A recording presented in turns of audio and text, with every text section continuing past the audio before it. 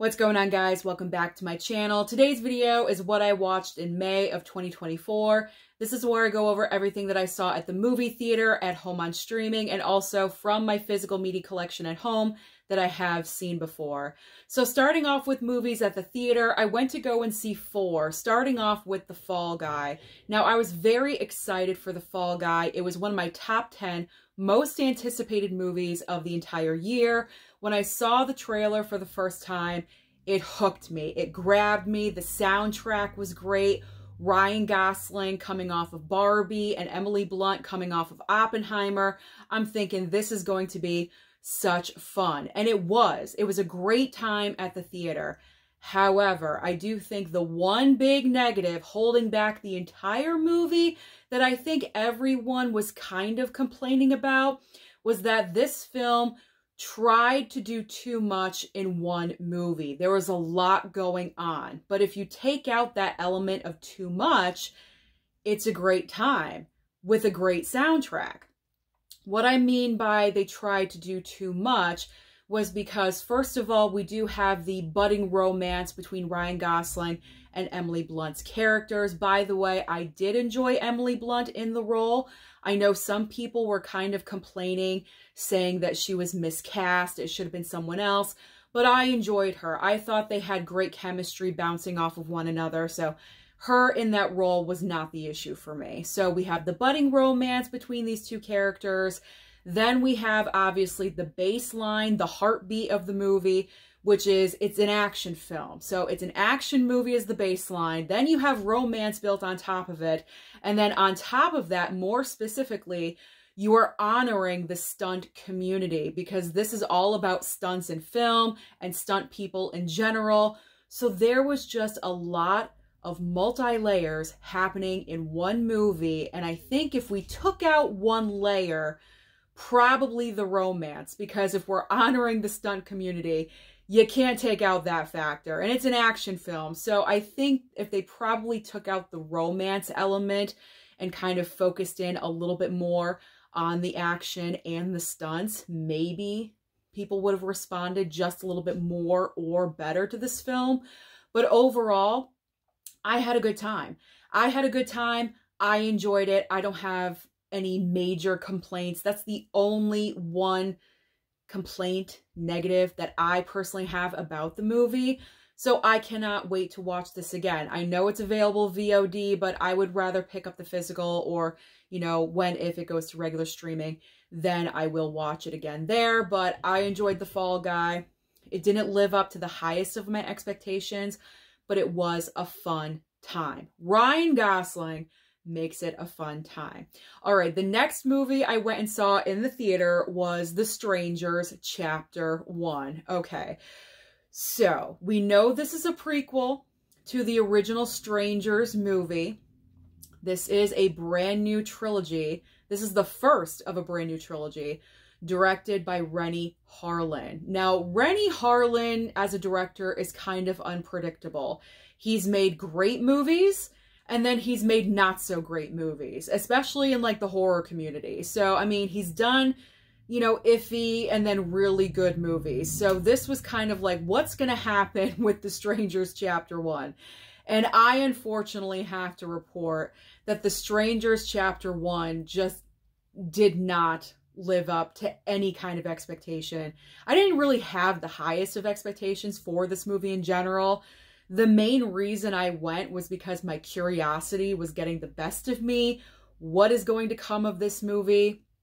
And pretty much all you need to know is that this film is a rinse and repeat cycle of the very first movie. I mean, you could map it out and it's a repeat of the very first film. It's not very creative at all whatsoever. There's so many moments in this film where you want to strangle the couple that the movie is focused on, because they make, as I always say, bad choices and dumb decisions. And even when there's points in the movie where they're confronting with the strangers and they happen to have a loaded shotgun and they do absolutely nothing with it, it's so infuriating, number one.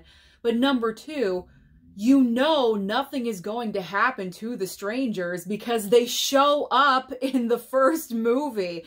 So it's kind of, I don't know. I wish that they kind of dove into the backstory of the strangers as the very first chapter, how they came to be, because we've already seen the story. We've already seen this in the very first movie. We didn't need another version of that. We already have that, which is pretty decent. It's okay. I've only seen that movie with Liv Tyler one time. Yes, they make dumb decisions too, but not as dumb as this couple in chapter 1. I do have to say, they're idiots. They're such idiots. You want to yell at the screen so many times because they're just stupid.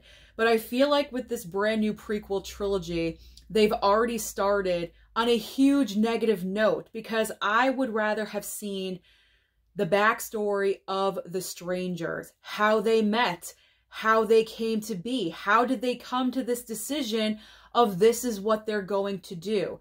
This is what they needed to start off with and dive into. And if they wanted to end this with chapter 1 being chapter 3, with this being their first attack or kill, whatever you want to call it, okay, fine.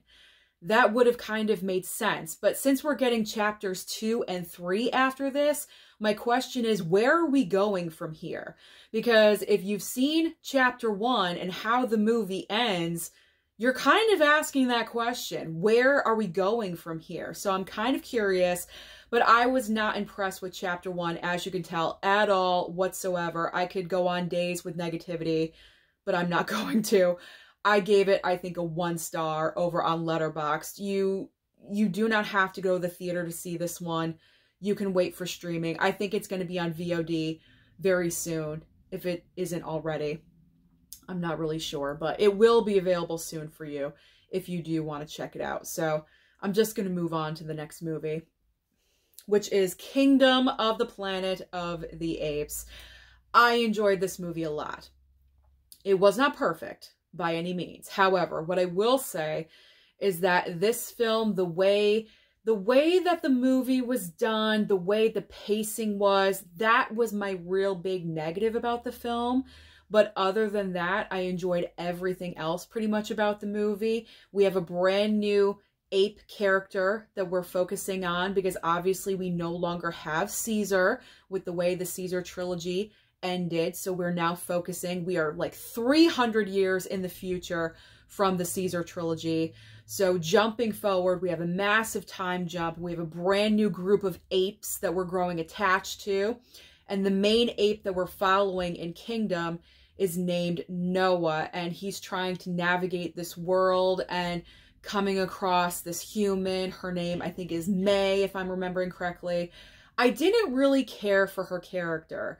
Or maybe it was the actress portraying her. I don't know. I just felt like her performance was very... There was like hardly anything there. You know, like there was no real emotion behind her performance to me. Maybe someone else is seeing something different. I don't know. But I did not see emotion there. I saw like a blank stare the majority of the time on camera. She definitely was not my favorite element of the movie by any means. So, I mean, she's like the main negative for me. And then the pacing of the movie is my other negative. And I know other people are saying the same thing about this film, because this is a long movie. It's what, 2.5 hours long?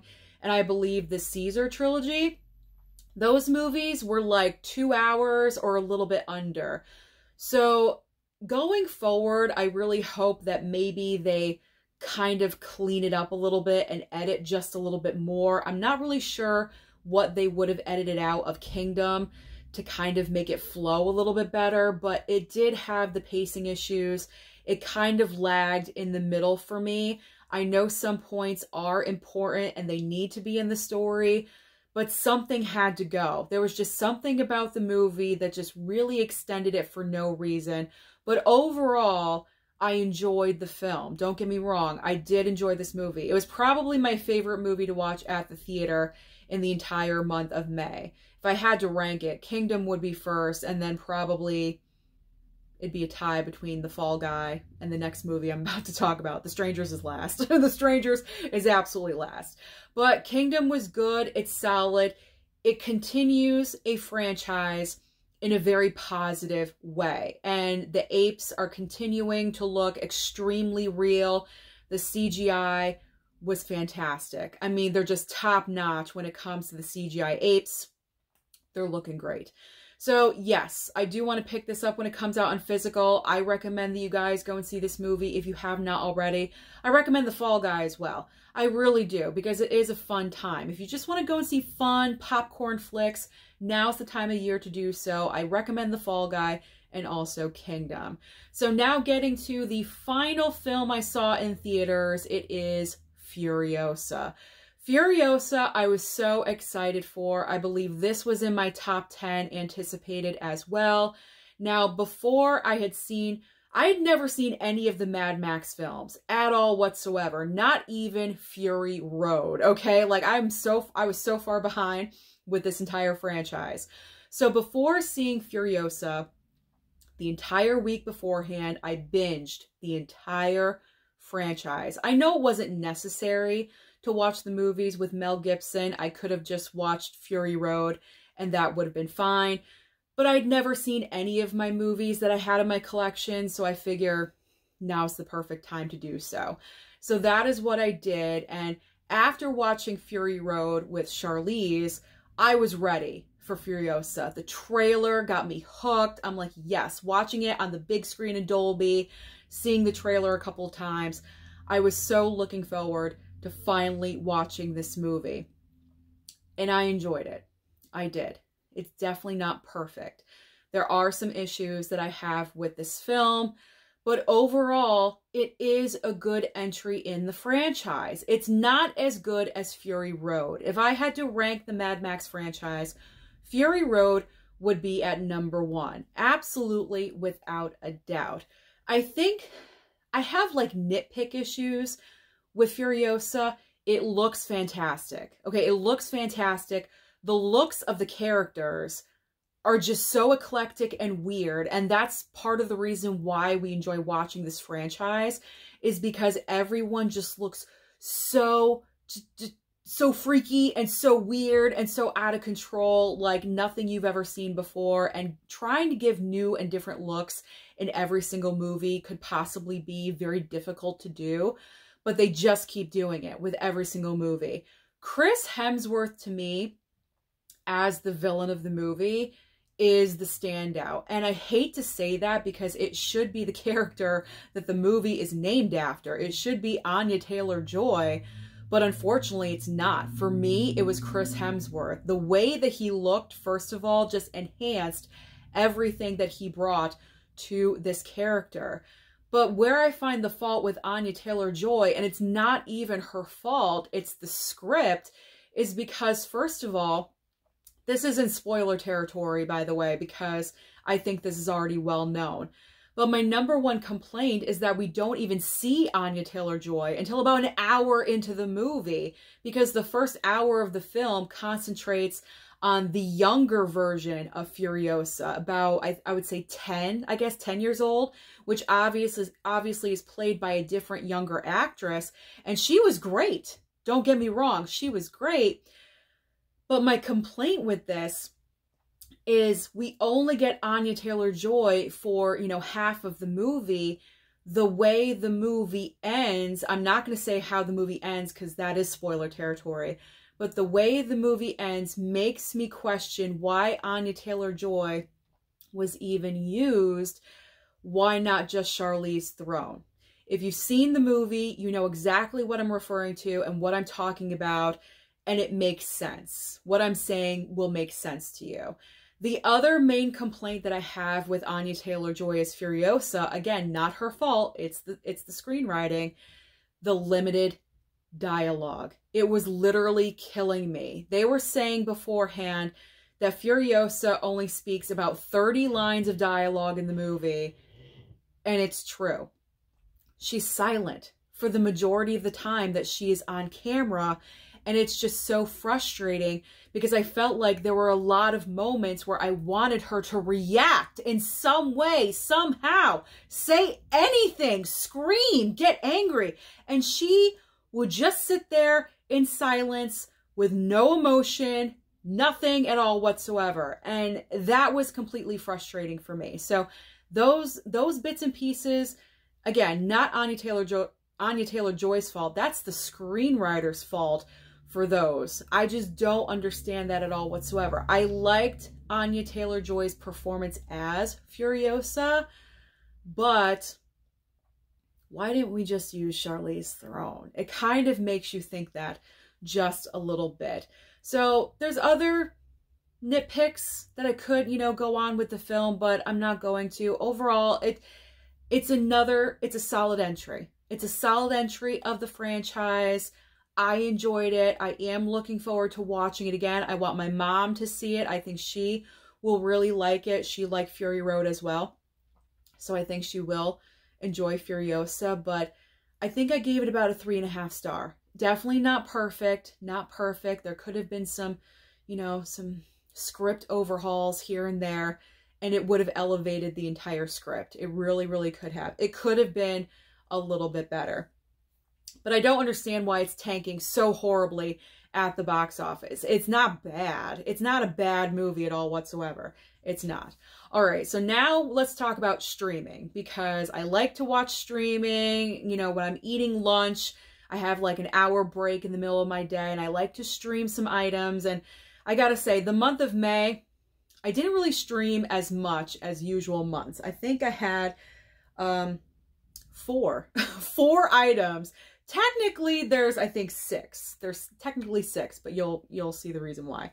All right, so on streaming, the first item was Under the Bridge on Hulu.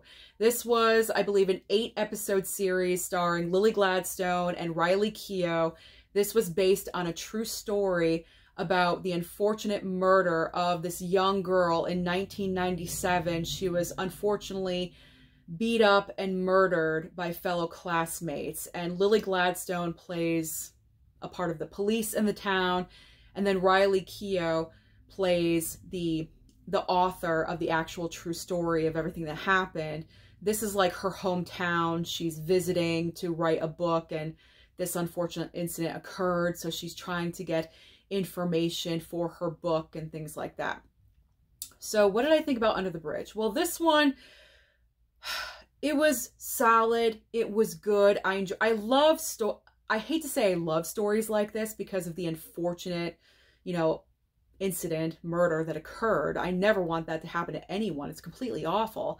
But I love like crime thrillers and true crime. I just find it very interesting, the psychological element of all of it. Like, why are you doing what you're doing to someone? You know, it's just interesting to me. So when I saw this series was coming, I knew I definitely wanted to check it out.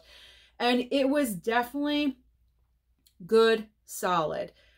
It could have been shorter. I felt like 8 episodes was a little bit too long, and it was kind of dragging it out just a little bit. And also what I don't like about Hulu is when they do have these, you know, these series, they drag them out week after week. It's like they drop 3 episodes at one time, and then you have to go week by week for the rest. I wish they just dropped all the episodes at one time, like Netflix, because sometimes I was falling off of it and I would forget about it, and then I would go back and binge like 2 episodes in a row to catch up with the show and what's going on. So that's annoying, Hulu. Can you change that, please? You probably won't see this, but I would really like you to change that. But overall, with the show itself, it was a good, solid show. There was just something about it that I think it was honestly Riley Keough's character. And I hate saying that because she is the author. Unfortunately, she's no longer with us. The real life character did pass away, I think, a couple of years ago. But she was the author of this story, of this real life story.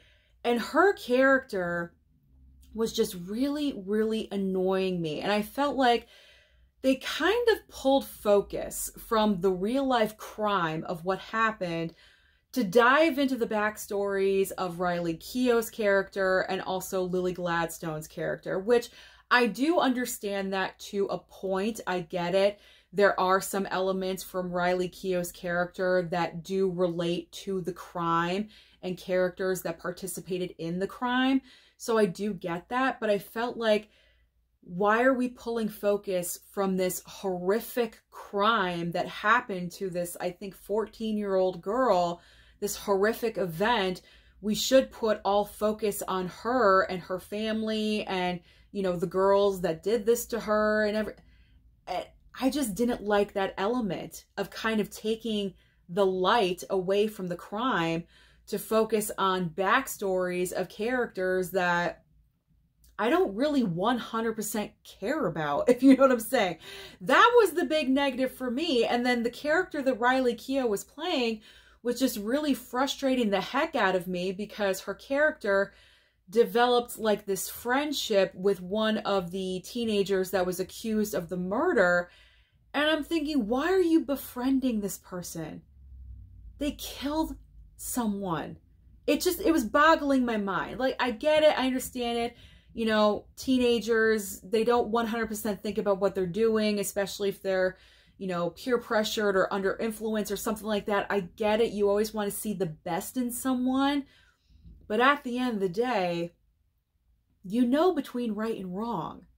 And you know that holding a teenage girl's head underwater is wrong. It's wrong. You should be dragging their body to a lake of water. That is wrong. So that entire storyline, if you've seen Under the Bridge, you know exactly what I'm talking about. And that entire storyline, that friendship with the teenage murderer, just, I didn't like it. I didn't like it at all whatsoever. I understand why it was included, but I did not like it. Overall, I enjoyed the series, but I'm not going to rewatch it. There's no reason to. I just feel very bad for that family. And then, of course, at the very end, they're giving you updates about, you know, the main characters in real life. And it's just a heartbreaking story all around. I do recommend that you watch it. I mean, if you are a fan of crime thrillers, you know, like me, and true life stories and things like that, it's definitely worth the watch. But it's frustrating at points. It is frustrating, just to let you know that. Maybe it won't be frustrating for you. Hopefully so.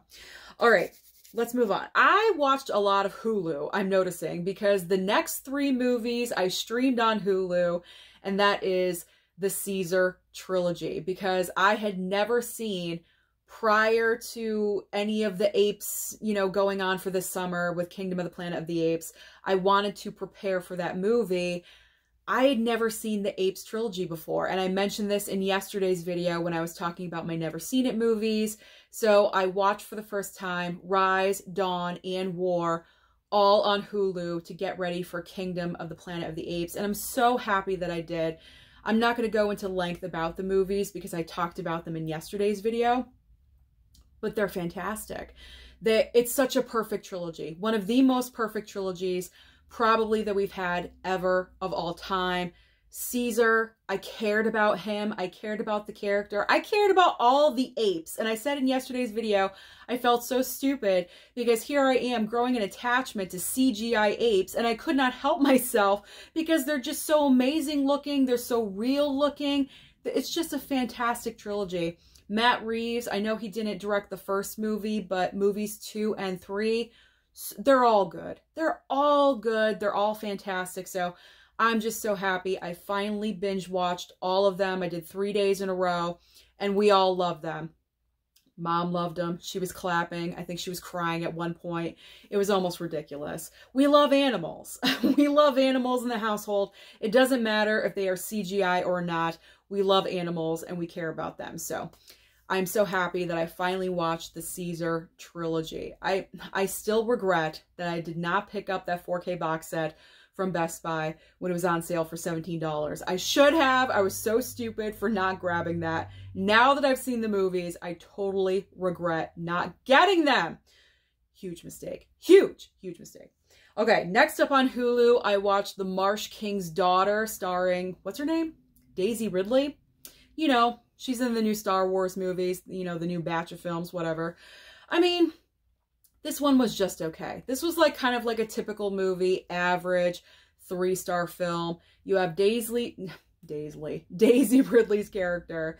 She is the daughter of this guy that ain't so good. So in the beginning of the movie, it's a younger version of her character, and her father and her mother, they all live kind of secluded in the woods in like this log cabin. And everything that the daughter character sees, she thinks is normal. Her dad is her hero. He's teaching her things about the woods, about nature, you know, things that are important, you know, that she really wants to know. And she thinks life, this is normal. This is how people live. This is how people should live, whatever. But what she does not know is that her father is not such a good guy. Okay, he's not good. Something comes to light. He gets taken away. So then, fast forward into the movie just a little bit. She's now grown up. She's now Daisy Ridley. And her father has been in prison for a while now, and she's gotten married. She has her own daughter, her own family happening. As an adult, she realizes that the way her father was treating her mother and the way that her father was, you know, teaching her things was not necessarily the best, or was it normal? Are you following this? So now as an adult, she realizes her father pretty much was not so good, okay? But what ends up happening is that her father, during a prison transfer, escapes. He escapes, and let's just say he wants to reunite back with his daughter, but ultimately he wants his granddaughter, because he pretty much wants to raise his granddaughter like he was raising his daughter. So that's what the movie is all about. And of course, Daisy Ridley is fighting for her family to protect her husband and her daughter. It's an average movie. It was okay. I'm happy that I watched it on streaming. I was contemplating picking this one up, especially because it is still $7.50 at Walmart. I was kind of thinking about picking up that Blu-ray, but after watching it on streaming, it's a one-time watch. I know I don't need to watch this movie ever again, so it's average. 3-star film. It was okay. Daisy Ridley, you know, gave an average performance. It was fine. Nothing overly special about it. There are a couple of great fight scenes between her and the character of her father. I will say that. So it was okay, but I don't need to watch it again. I'm good. I don't have to pick up the Blu-ray. I'm satisfied and I can move on to other things. All right. So the last item on streaming. Yeah. I watched Ricky Stanicky on Amazon Prime. The curiosity got the best of me, and I watched Ricky Stanicky on Amazon Prime. So this movie has Zac Efron and John Cena. Those are like the main stars of the movie, but it's a real ensemble piece, I will say. So you have Zac Efron, who is 1/3 of a friendship. He has 2 other friends. When they're younger, they're the kind of kids that like would get into trouble all the time. So because of that, they created this like imaginary other friend, like the 4th friend of the group that they called Ricky Stanicky. And whenever they would get into trouble, they would always blame it on this character that does not exist in real life. They would just blame it on Ricky, okay? So this follows them as they grow up. Now, Zac Efron is in a relationship. One of the other characters is married, having a baby, and the other character is in a gay relationship. Not married, just in a gay relationship. So because of that, because they're all like either married or in relationships, they continue to use Ricky Stanicky in their real life, because if they want to get out of something, they say, oh, Ricky just called us up and he wants to go to NASCAR or whatever, and they use that as an excuse to go off and do something else. That's what they're doing with this imaginary character, okay? But the entire plot of the movie is that after some time, the other people in their life, like their girlfriends, their wives, significant other, everything, they want to meet Ricky Stanicky.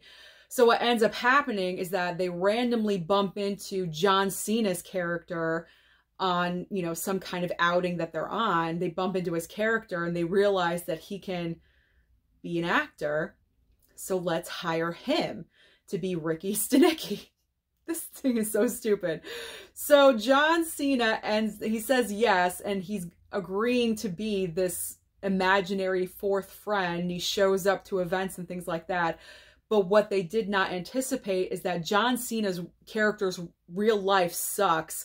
So he would rather just be Ricky Stanicky. He wants to just remain Ricky Stanicky for the rest of his life and just be a part of this group because he doesn't want to go back to his old life because it really sucks.